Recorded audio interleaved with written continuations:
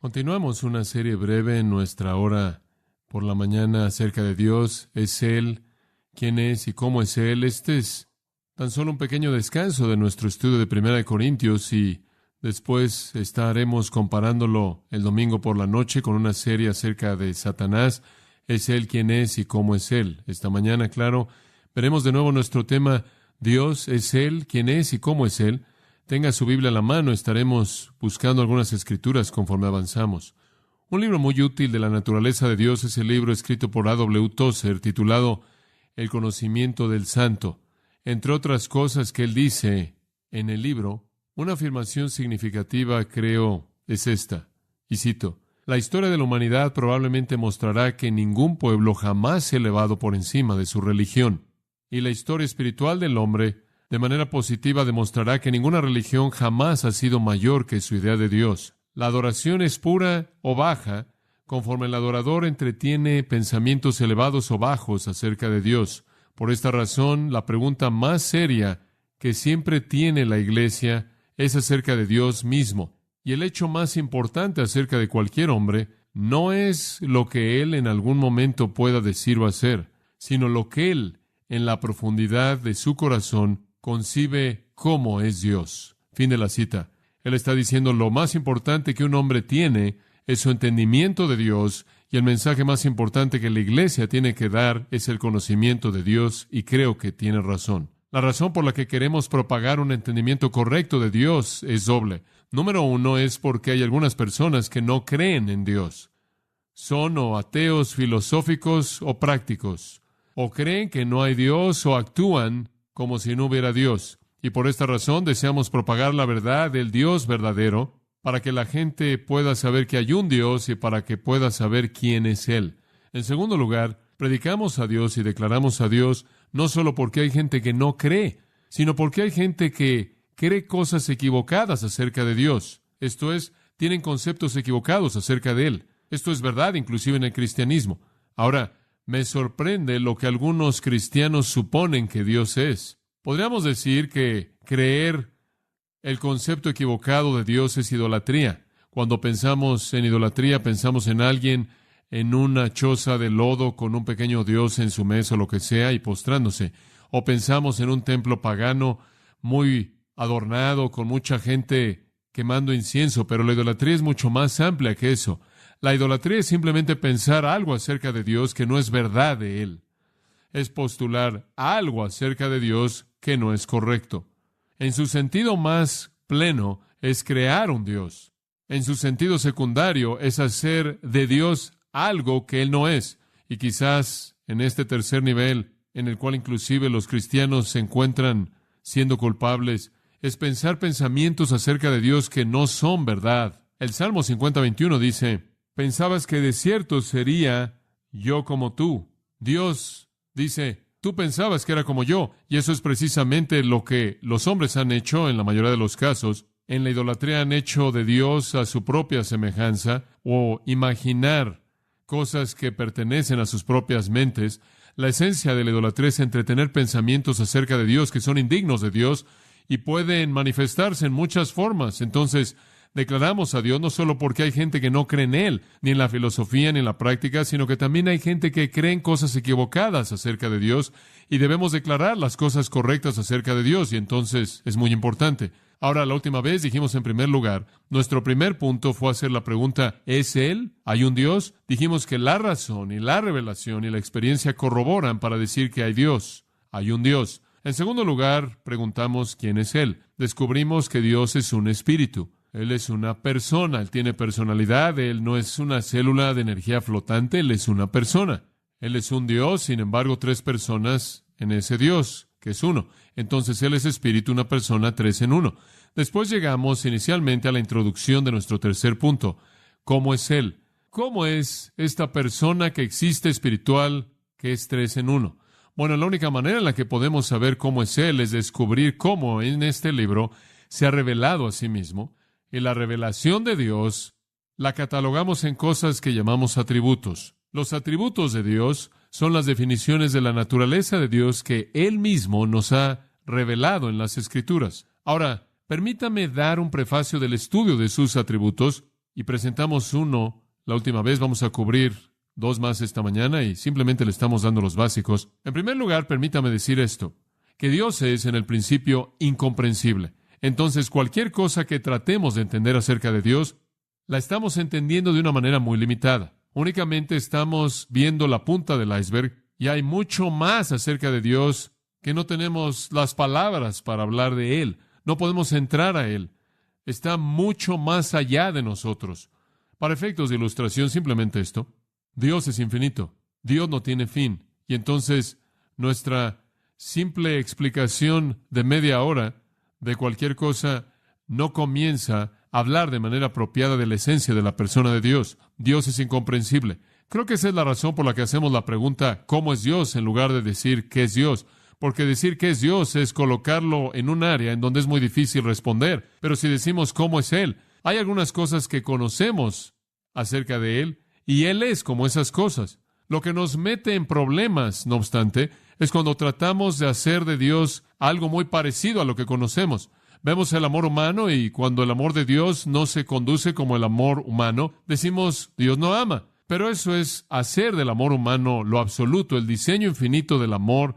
Y Dios no llega a esa medida, ese concepto, y así no es. Dios es como algunas cosas. Esa es la razón por la que la Biblia habla de su semejanza o apariencia. Y cuando Ezequiel habla, él dice, él tenía o era como la apariencia o semejanza de un hombre. En otras palabras, en cierta manera es así. Tampoco podemos hablar de Dios porque Él es incomprensible fuera de términos negativos. Y con eso no quiero decir que somos negativos acerca de Dios. Simplemente quiero decir que para definir a Dios tenemos que decir lo que Él no es. Por ejemplo, cuando decimos que Dios es santo, queremos decir que Él no tiene ¿qué? Pecado. Pero tenemos que pensarlo en esa manera porque nunca podremos concebir la santidad absoluta. Lo único que hemos experimentado es el pecado. Entonces la santidad para nosotros es no pecar.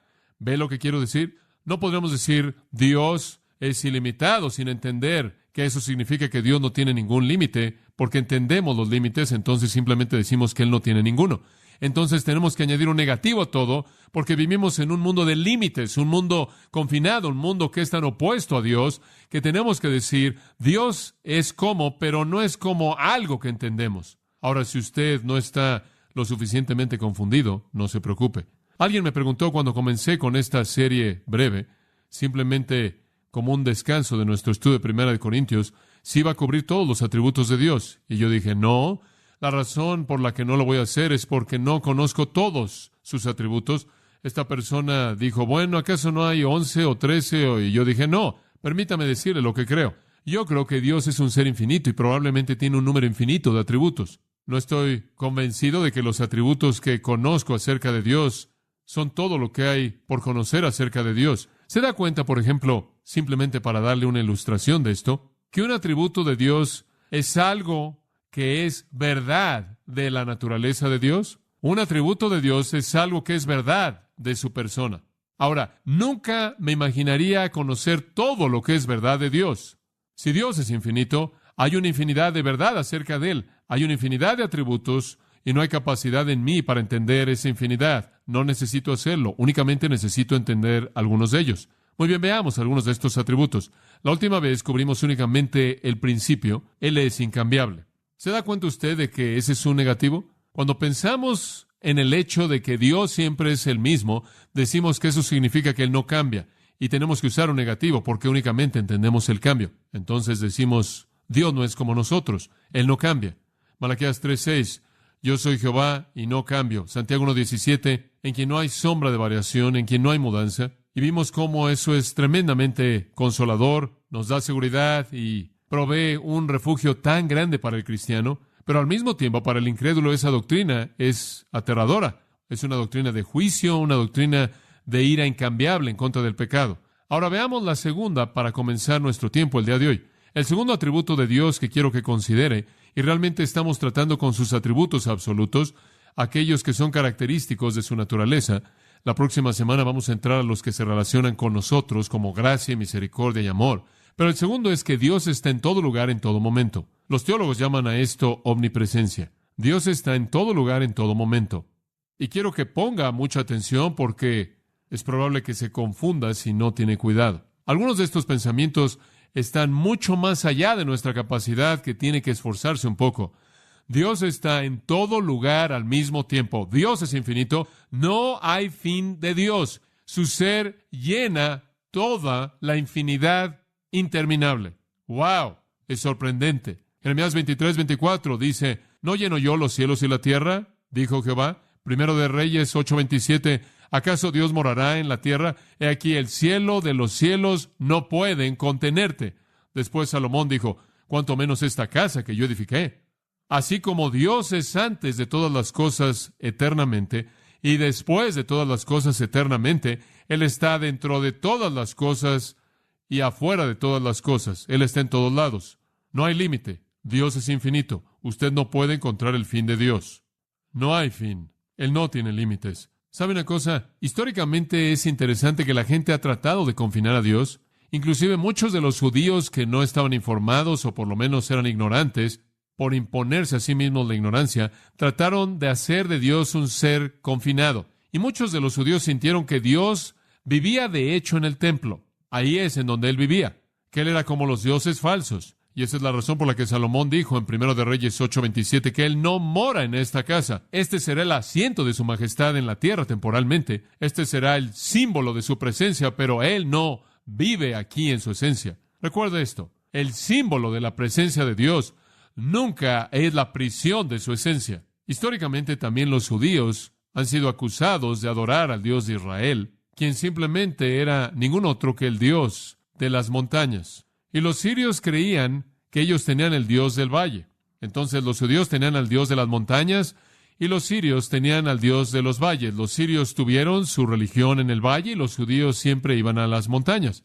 De hecho, los sirios dijeron, los judíos creen que Dios está o en las montañas o encima de las montañas y suben a la parte de arriba de las montañas para sacrificar, para estar más cerca de Él, si resulta estar arriba de las montañas. Y sabe una cosa, si usted ve la historia judía, y fue verdad, hacían muchas cosas en las montañas, ¿no es cierto? Era Horeb o Sinaí o el monte Gerizim o Jerusalén, el cual es el monte, y los profetas subieron a las montañas y Jesús subió a las montañas a orar y Jesús entró al monte de los olivos.